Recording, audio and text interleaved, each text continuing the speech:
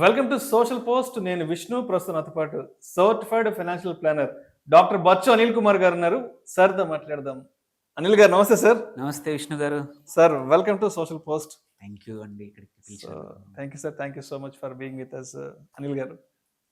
So Anil గారు, ఈ మధ్య చాలామంది ఫ్రెండ్స్, చాలామంది తెలిసిన వాళ్ళు, అంటే ఉద్యోగాలు మంచి జాబ్ ప్రొఫైల్లో ఉన్న వాళ్ళు చాలామంది నాకు కాల్ చేస్తున్నారు.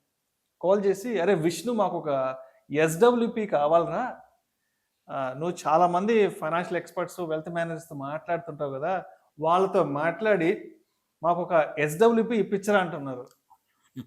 నాకు వాళ్ళు కాల్ చేసి మాట్లాడినప్పుడు నవ్వు వస్తుంది. అంటే ఎస్డబ్ల్యూపి అంటే ఇదేదో ఒక హెల్త్ ఇన్సూరెన్స్ ప్రోడక్ట్, ఒక టర్మ్ ఇన్సూరెన్స్ ప్రోడక్ట్ లాగానో ఫోన్ చేసి అదొకటి ఇప్పించరని అడుగుతున్నారు.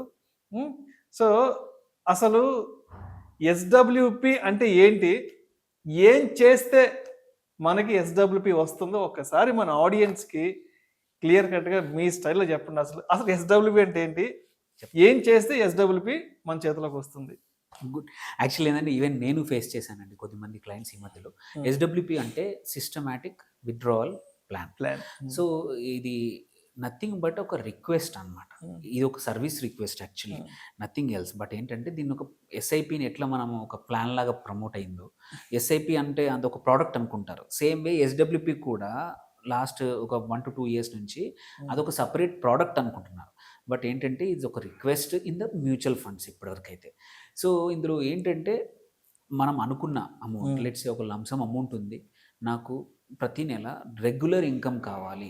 లైక్ ఎలా మనము రెంటల్ కోసం ఇల్లు కొంటామో ప్రతి నెల ఇంత రెంట్ వస్తుందని, సేమ్ ఇన్వెస్ట్మెంట్ చేసేప్పుడు ప్రతి నెల నాకు ఇంత రిటర్న్స్ రావాలి అని అనుకునే వాళ్ళు ఎస్డబ్ల్యూపి ద్వారా ఇన్వెస్ట్ చేసి ఏదైతే గ్రో అవుతుందో, మ్యూచువల్ ఫండ్స్లో గ్రో అవుతుందో అందులోంచి క్యాపిటల్ నుంచి కొంచెం కొంచెం విత్డ్రా చేసుకోవడం.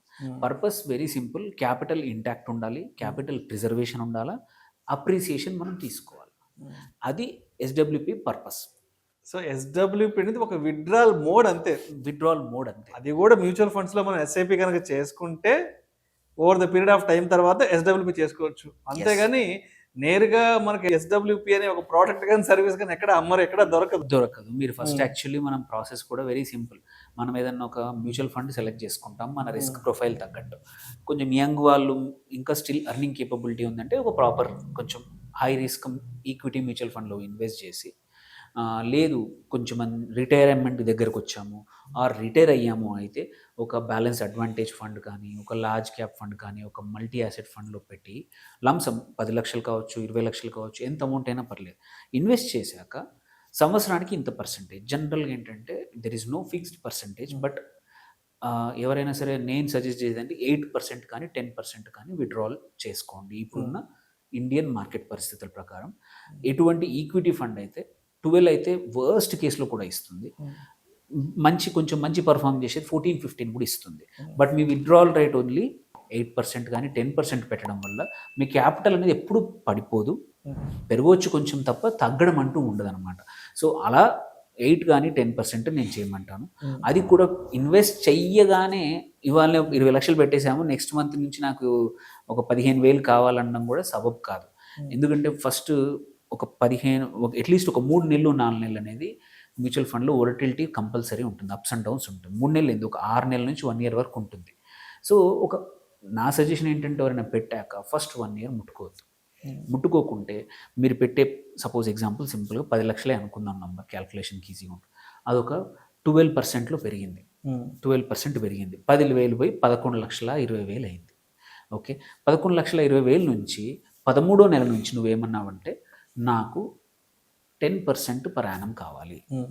10%, 10 లక్షల్లో 10% అంటే సంవత్సరానికి ₹1,00,000 divided by 12 months. Okay, so 8,500.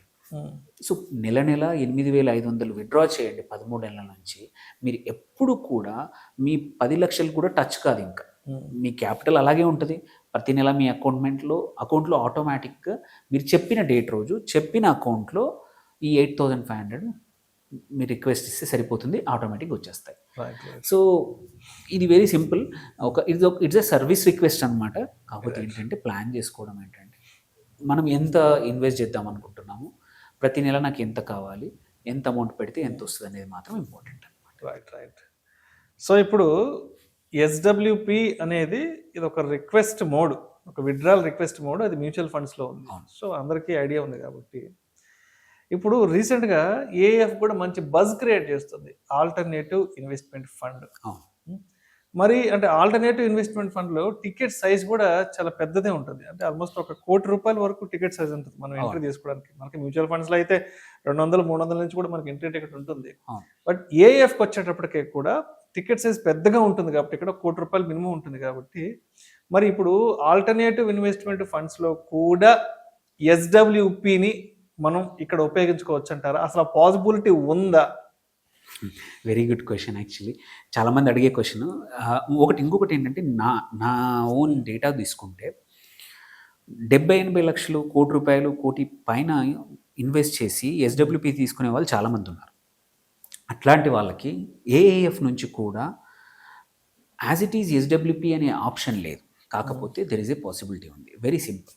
మీరు సేమ్ ఒక ఏఏఎఫ్లో ఇవాళ స్టార్ట్ చేయండి, ఒక 1 crore పెట్టి ఒక 12 months 15 months ఆగండి, 15 నెలల వరకు విత్డ్రా చేయకండి, ఏమీ ముట్టకండి, ఇన్వెస్ట్ చేసి మర్చిపోండి. 15 నెలల తర్వాత ప్రతి 6 నెలలకు ఒకసారి విత్డ్రాల్ చేయండి. మీరు ఐదర్ ఆ 6 నెలలకు వచ్చే అమౌంట్ని విత్డ్రా చేశాక బ్యాంక్లో ఉంచుకోండి, ఆర్ ఒక లిక్విడ్ ఫండ్లో పెట్టేసుకోండి, ఆర్ మ్యూచువల్ ఫండ్లో లిక్విడ్ ఫండ్లో ట్రాన్స్ఫర్ చేసేసుకోండి. ఇలా చేయడం వల్ల ఏంటంటే మీకు హయ్యర్ ఎస్డబ్ల్యూపీ విత్డ్రా చేసుకోవచ్చు. ఎందుకంటే యూజువల్లీ ఏఎఫ్స్ వచ్చేసి మనం అంటాము 25 to 35 మధ్యలో ఈజీగా ఇస్తాయి, రిటర్న్స్ ఇస్తాయి. ఎందుకంటే వాళ్ళ స్ట్రాటజీస్ వల్ల, వాళ్ళ ద వే ఇట్ ఈ స్ట్రక్చర్డ్ మీకు. అండ్ ఇంకొక అడ్వాంటేజ్ ఏంటి, ఏఎఫ్లో విత్డ్రా చేసేప్పుడు అన్ని ట్రస్ట్ బేస్డ్ కాబట్టి మీ చేతిలో ఎటువంటి ట్యాక్స్ ఉండదు. ఆల్రెడీ ట్యాక్స్ కట్టేశాకే నెట్ మీకు ఎగ్జాంపుల్ ఇది 1 crore పెట్టాము, 25% గ్రో అయింది అంటే 15 నెలల తర్వాత 1,25,00,000 ఉంది. మీరు 15 లక్షలు విత్డ్రా చేయండి, స్టిల్ 1,10,00,000 ఉంచారు అక్కడ, స్టిల్ ఏఎఫ్ ఈజ్ రన్నింగ్. ఆ 15 లక్షలు తీసుకెళ్ళి మీరు మీ బ్యాంక్ అకౌంట్లో అయినా పర్లేదు, లేదంటే మీ మ్యూచువల్ ఫండ్లో పెట్టేసేసుకోండి, లిక్విడ్ ఫండ్లో. అక్కడ నుంచి నెల లక్షలు, 1,15,000, 1,20,000 తీసుకోండి. అట్లా సంవత్సరానికి ఒకసారి చేయొచ్చు, లేదు ఎవ్రీ 6 monthsకి ఒకసారి 10 లక్షలు చేయండి. అంటే సంవత్సరానికి 20 లక్షల వరకు కూడా మీరు విత్డ్రా చేసిన మీ 1 crore అలాగే ఉంటుంది, ఇంకొంచెం పెరగచ్చు. కానీ సో మీరు ఒకటి ఎస్డబ్ల్యూపీ పర్సంటేజ్ పెంచవచ్చు స్టిల్, బికాజ్ మీరు 1 year తర్వాత చాలా మట్టుకి ఏఎఫ్స్ ఎటువంటి ఎగ్జిట్ లోడ్ లేకుండా కూడా విత్డ్రావల్ ఆప్షన్ ఇస్తాయి. సో అది చాలా మంది ఏంటంటే జనరల్గా మీరు డైరెక్ట్గా ఇన్వెస్ట్ చేస్తే most of the AF companies ఏవైతే ఉన్నాయో ఫస్ట్ ఇయర్ లోపల చేస్తే 3% ఎగ్జిట్ లోడ్ అని, సెకండ్ ఇయర్లో చేస్తే 2% అని, థర్డ్ ఇయర్లో 1% అని ఉంటుంది.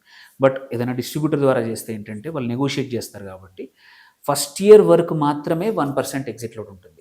ఆఫ్టర్ ఫస్ట్ ఇయర్ అంటే 366వ రోజు నుంచి ఎటువంటి ఎగ్జిట్ లోడ్ ఉండదు. మీరు పార్షియల్ విత్డ్రాల్స్ చేసుకోవచ్చు.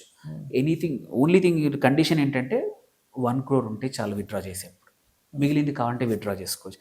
నేను అలా ఆల్రెడీ క్వైట్ అ ఫ్యూ ఇన్వెస్టర్స్కి ఎవ్రీ 6 months ఒకసారి వాళ్ళకి ఎంత ఎస్డబ్ల్యూపీ అనుకుంటున్నారో విత్డ్రా చేసి ఇస్తాను.